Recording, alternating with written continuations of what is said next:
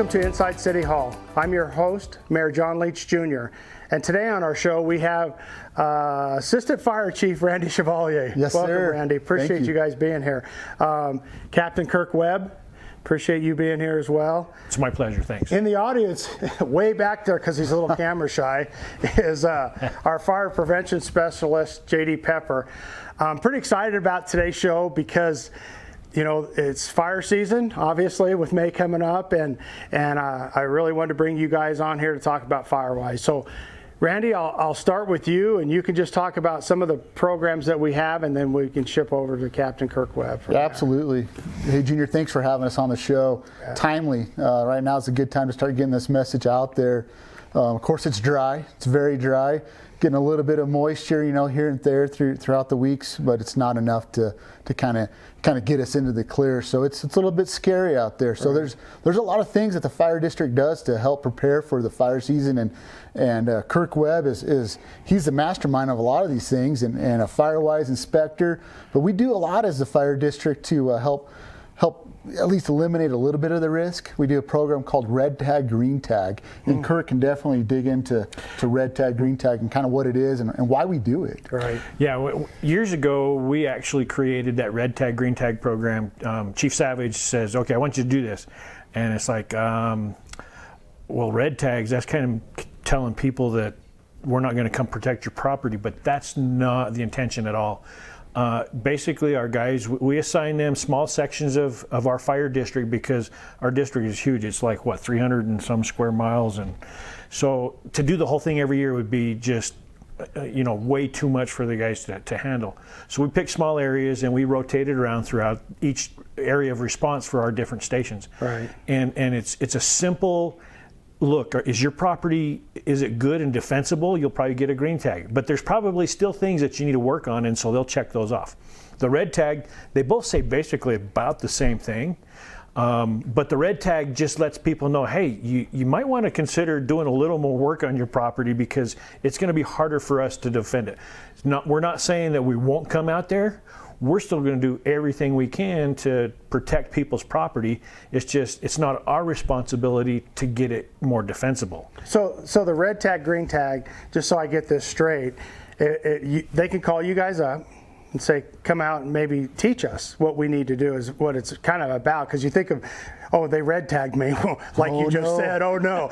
So that's really not it. It's educational. It's an educational. So if somebody, homeowner, calls you guys up, you come out and look at your house, they green tag you and say, man, you guys are Firewise, you're ready to go. But if you're red tag, you work with them and say, we need to do a little more thin in here. We need to do. And the items that are on there are really simple, like pine needles on the roof or in the gutter. Sure. Underneath the deck, or seal up the deck so it doesn't get that clutter, because in wildland fires we lose a lot of structures that are miles away from the fire because of embers that are flying out. They can travel for up to a mile or more.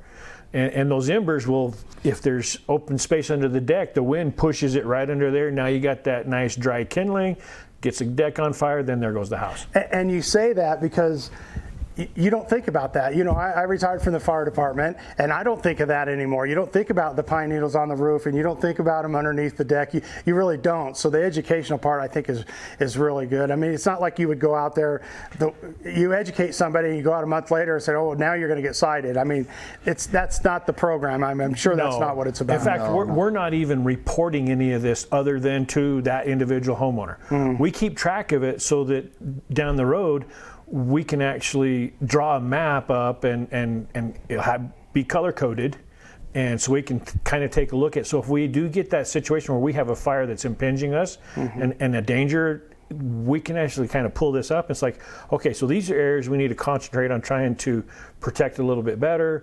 These, so because we don't want to put our people in harm's way. Right. So if we see an area that's largely red, it's going to be harder for us to protect that, and so we need to look ahead. Can we create a break prior to getting into that area? Things like that. So there's a lot of tactics that are involved with that. I think that map also helps a little bit when we start doing red tag, green tag, and we start seeing a lot of those red areas. It kind of triggers for you, right, and the prevention team to go to those locations and maybe give it a little bit extra effort, right? And provide that education. Right. You know, most of what I do is educate the public. And so it gives me that stuff, the information and data to, okay, and then throughout the years, let's say it changes. Now we're doing a good job. We know where to concentrate. We know where to put other people in place. It seems like, I mean, talking to people in the community, it seems like when you go out, people are thinking, oh, you're going to come out and clear cut my property. You're going to tell me to start losing all these trees. I think ladder fields is pretty important. And then when you said about the pine needles, it sounds pretty important. But you think about, we live up here because we love the pine trees. If we don't clear them out with some of the ladder fuels, then we're not going to have them anyway. So there's a few different types of fuels, right? Anything burns, right? Anything's a fuel. But when we start talking about the different fuels that exist out there, that finer fuel like the grass, pine needles, leaves, those are all the fine, flashy fuels. That doesn't take much to start, right? That's what we use for kindling to get the fires going. Sure. So if we can eliminate those, that's half the battle. But then think about it like a ladder, right? You might have that fine, flashy fuel on the ground, and then if there's bushes, and then the small trees and shrubs, and then the bigger conifer type trees, that's just going to help that fire grow because, right, heat rises. And what we don't want is a crown fire. So if we can break that continuity, Right. we eliminate some of those issues. And that crown fire is what travels the fastest and creates greater heat. And so, yeah, we want to eliminate. So you need and the other thing too is we need to create a healthy forest. And if you got too many trees or bushes and everything else, well, they're all trying to get the same amount of water, trying to get the sunshine.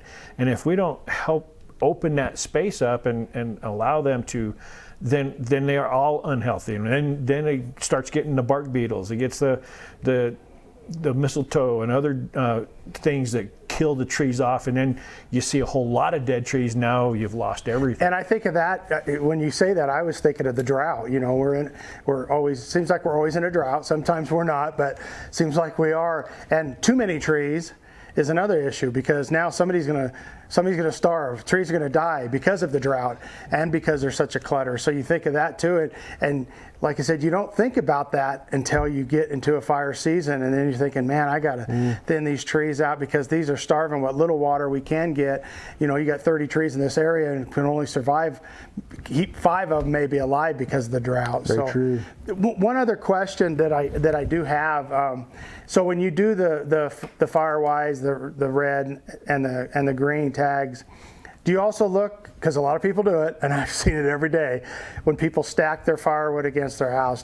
I know it's pretty common everywhere you go, but you also talk to them about that as well during these visits, so you don't have to go back in the wintertime, obviously. That's actually one of the check marks on that list. You know, now in the wintertime, is it a problem to have that wood stacked close to the house? No. Right. But now come summertime, we recommend at least 30 feet away from the house. Some people don't have the luxury of having 30 feet. Sure. So the furthest away they can get it, you know, or put it inside some kind of enclosed structure, because that'll actually help protect it too. The other thing too that I wanted to mention was vacant land. We got a lot of vacant property, and you know, people that own that, they kind of need to be made aware that that property could lose its value if they don't keep that area healthy as well too. Right. You know, you think of, how do I get this? So when people call the station, do they call you directly, or do you have a number that they can call you? So, because we don't want them to have to go through like dispatch or anything like that. So if you're interested in a Firewise, you can call our main line, call into our administration. It's 928-537-5100.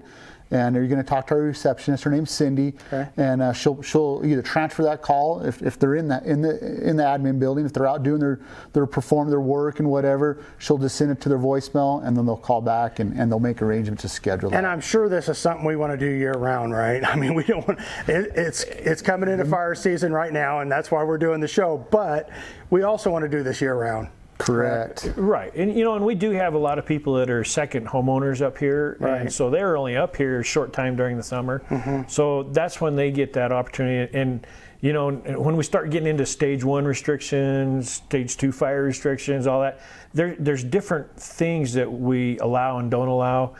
But even in that stage 1, you can still, safely operate chainsaws and to be able to do that work. Even lawnmowers are a huge benefit. Sure. But yeah, if they want us to come out and do a more in-depth walk around the house, their property, and I can't say you have to take this out. I'm going to say this is what I recommend you removing. In fact, remember back in the 70s, one of the biggest things the landscapers loved to put those juniper trees right up against the house. Right. They look kind of cool, but now we're finding out, oh my gosh, these things burn really well. Right. and so now we tell them, and work with the nurseries, our local nurseries. They're really good about what plants and bushes and things can be put a little closer to the house and still maintain that defensibility. So Kirk, and Randy, we got a couple more minutes left. And the other thing I'm curious about, so if you're driving around through town and you see a house, would you stop and go visit the homeowner if there's a fire issue there, or do you not? I don't. As a homeowner, I'm not sure how to take that, you know what I'm saying? But as somebody living in the community that we want to keep here, is that something you do too if you're driving through town, or somebody can report somebody else? We have that on a semi-regular basis. We'll field phone calls from the community of hey, my neighbor doesn't look right, and we'll visit with them. We'll try to educate, right? Because that's our goal. We want to be proactive. If we can stop that fire before it happens, it's success, right? I'd imagine if we're driving around, we saw something that certainly you're like, that is just not right. It just happened the other day. We saw somebody burning during kind of the windy condition, and proactively our fire inspector stopped and had the conversation and worked to mitigate it, right? So it does happen on occasion. If something doesn't look right, we'll try to be proactive and stop and try to educate. So speaking of education, do you do a mailing? So do you guys mail out? No, and it kind of depends on the year. 1 year back before we merged with Lakeside Fire, we did actually send out anybody that got the red tag. We sent a little mailer to them and said, hey, you might want to consider, because a lot of them were vacant properties. Sure. Typically what the crews do will actually leave a door hanger and check off the items that, hey, you need to work on these items, whether it's red or green, and go from there.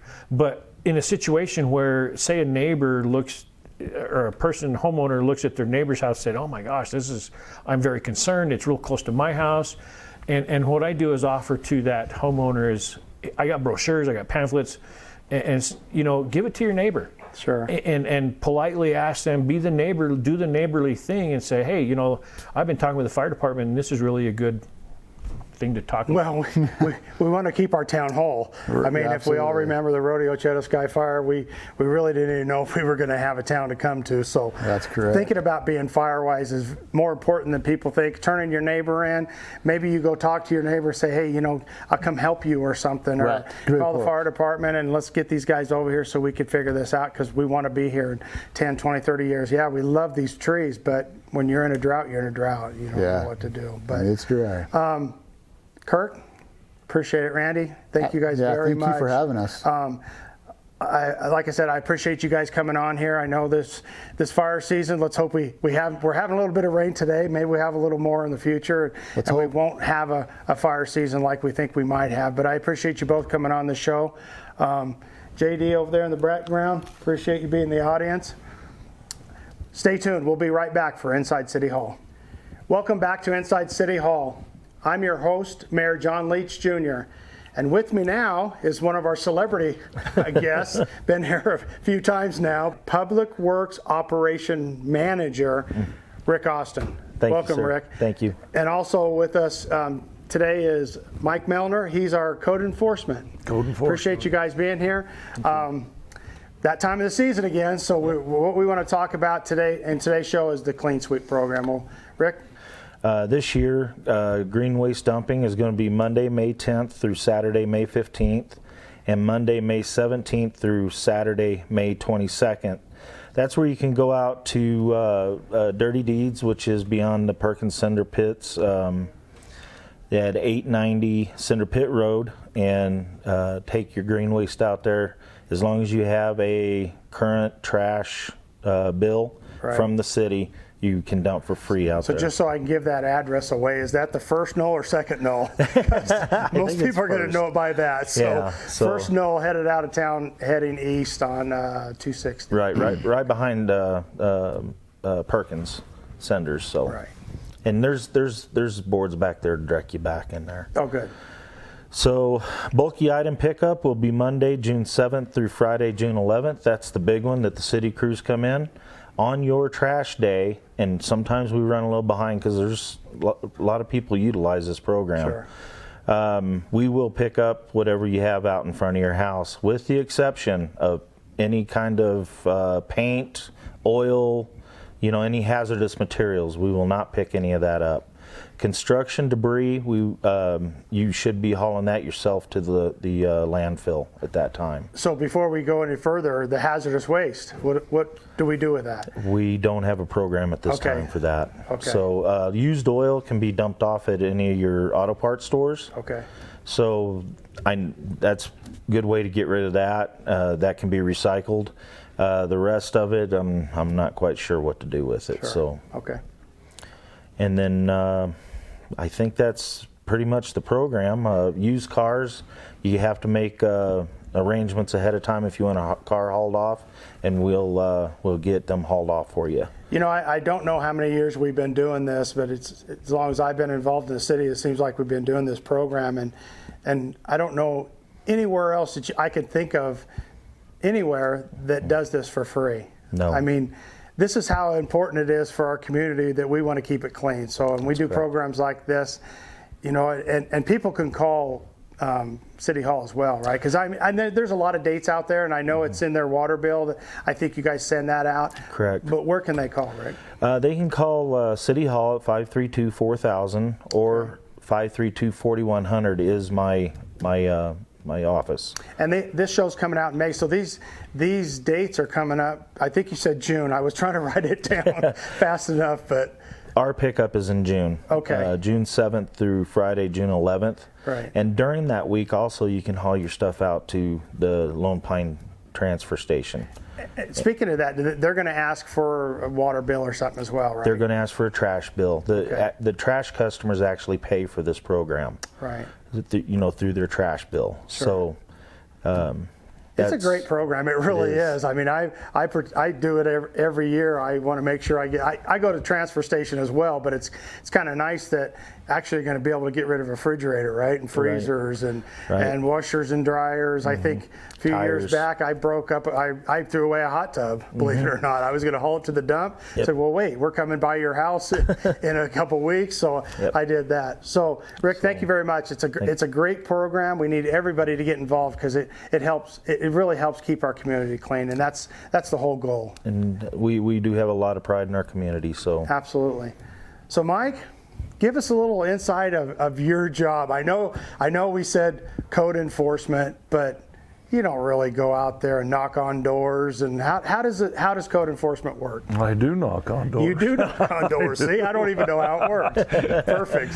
A lot of this is going to go right in with clean sweep. I go around and I talk to people about their dirty yards. They got washers and dryers and mattresses and things like that, couches and chairs that are in their yard, and I just let them, during clean sweep, I really concentrate on our community and try to get people to realize that, hey, we got this coming up. And please, people, don't be offended if I leave a little orange flyer, but I'll put this orange door hanger, and then I'm going to put a clean sweep flyer on there just to remind you that this stuff around your house needs to be cleaned up. One of the things people sometimes get confused is we have this bulk pickup that comes up on every odd month, and you can drive around the community and you'll see dishwashers, couches, chairs, and they don't pick up those kind of things. They only pick up things that are 40 pounds in a box, bundles of branches, pine needles. That's it. For these big bulky items, and if you don't have any way to get them to the transfer station, right now is the time to get involved in this program. And what's really nice about that, the first segment we did a little bit at the Firewise program, and calling in your neighbor, it's kind of the same thing. It's maybe go tell your neighbor, hey, by the way, this program's coming up, here are the dates, and share that information with your neighbor, because we don't know how many people. I know we do mailings, we try to get it out, it's in the newspaper, we do everything we absolutely can, but some people don't pay attention. So going to your neighbor saying, hey, this program's coming up. You're not really turning them in, we're just giving you information that it's coming up. Absolutely, and it's great to have a reminder out there. I know there was a, and I'm going to say there was a residence that was down in the Fool's Hollow subdivision. Went to that young man, told him, right now is a good time to get your yard cleaned up. Sure.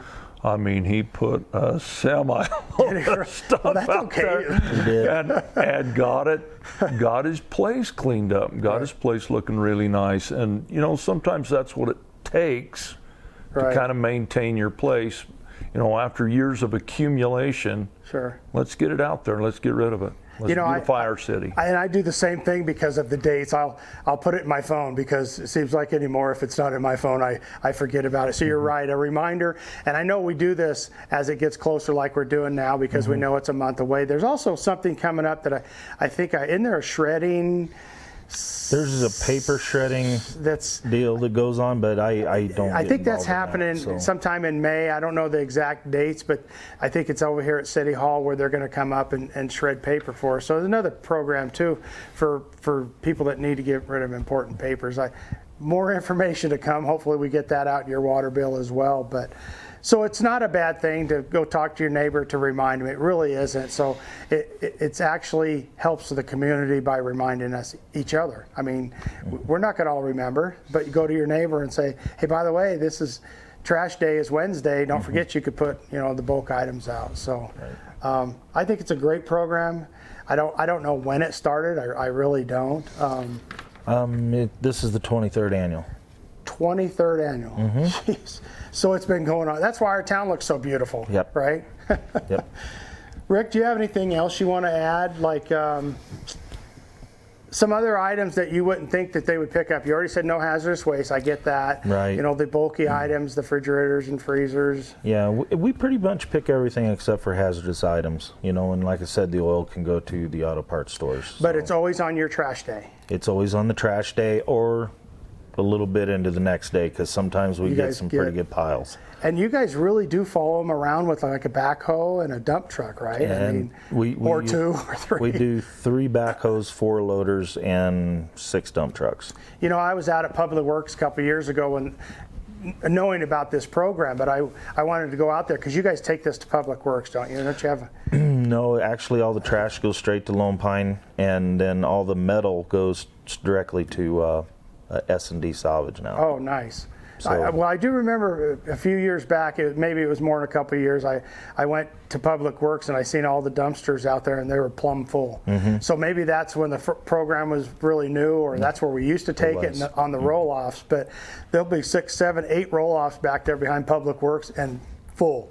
And that's every year. It's like, where do you come up with all this stuff? You would think having the program every year, you'd run out of trash, but you really don't. I mean, no, we really haul on the ups of about 30 dump truck loads a cycle out there.